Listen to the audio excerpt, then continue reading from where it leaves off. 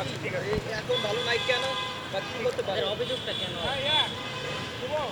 এখন তো ভাই তাদের এই অভিযোগগুলা কেন?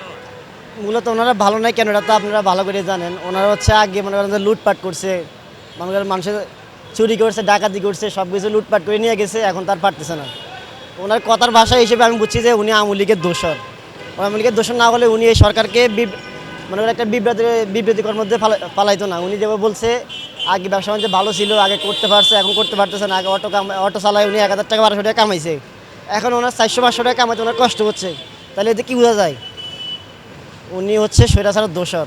এখন ওই লোককে যদি কিছু মানে এখন যদি মারতাম, এখন আপনারা বলতেন যে হয়তো আমি খারাপ বা এই কাজটা কেন করছি। আমরা এগুলো চাই না, আমরা চাই না, আমরা চাই যেটা সত্য সেটাই বলবে। আমি মনে করি আগের চেয়ে আমরা এখন অনেক ভালো আছি, হাজার গুণে ভালো আছি। এই সরকারের আমলে আমরা অনেক ভালো আছি। এখন স্বৈরাচার নাই, এখন স্বৈরাচার মুক্ত, এখন মানুষ কথা বলতে পারতেছে। এখন মানুষের রাস্তায় নামে মনে করতে আমি আমি বিএমপি করি, আমি জামাত করি বলতে পারতেছে, কিন্তু 16 বছর মানুষ বলতে পারে নাই। 16 বছর মানুষের মুখ চেপে ধরা হয়েছে। স্বৈরা মানে মনে করেন যে মানুষের মোবাইল চেক করতো, আমি বিএমপি করি না জামাত করি, এখন তো আর এগুলো হচ্ছে না, এখন তো আমরা এগুলো করতেছি না। এখন যদি আমরা করি তাহলে মানুষ বলবে যে আমরা খারাপ, ছাত্র জনতা খারাপ। আমরা তো এগুলো চাচ্ছি না। আপনি কি করেন?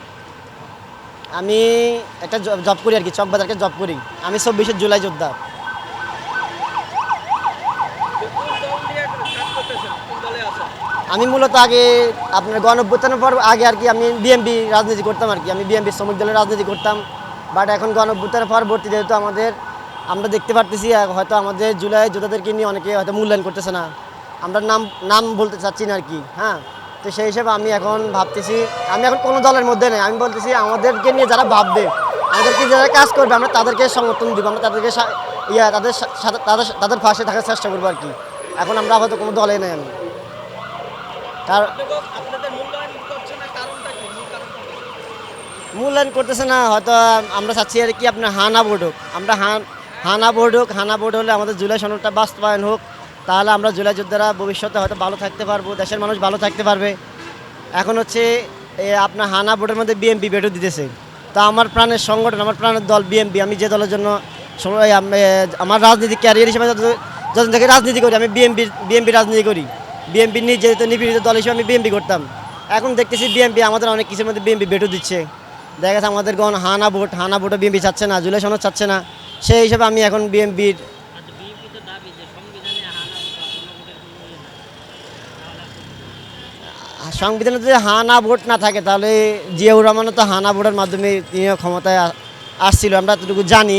কিন্তু এখন হানা ভোট যদি বিএমপি কেন হানা ভোটের বিপক্ষে, এটা আমরা অনেকে জানি। হয়তো বিএমপি আছে আর কি আওয়ামী লীগ 16 বছর যেগুলো করছে, হয়তো বিএমপিও আসলে সেগুলো হয়তো করতে পারবে বা করবে। তা আমরা চাই না যে দেশে আর কোনো স্বৈরাচার ফ্যাসিস্ট আসুক। আমরা চাই পরবর্তী যারাই ক্ষমতা আসুক, জনগণের ভোটের মাধ্যমে ক্ষমতা আসুক, জনগণ যাদেরকে নির্বাচিত করবে তারাই ক্ষমতা আসুক, আমরা এটাই চাচ্ছি। আপনার দেশের নাগরিকত্বের নাম কি? আপনার নাম? আমার দেশের বাড়ি হচ্ছে নোয়াখালী, আর আমি ঢাকাতে পুরান ঢাকা চকবাজার আছি, একটা জব করতেছি। আমার নাম হচ্ছে সোহাগ।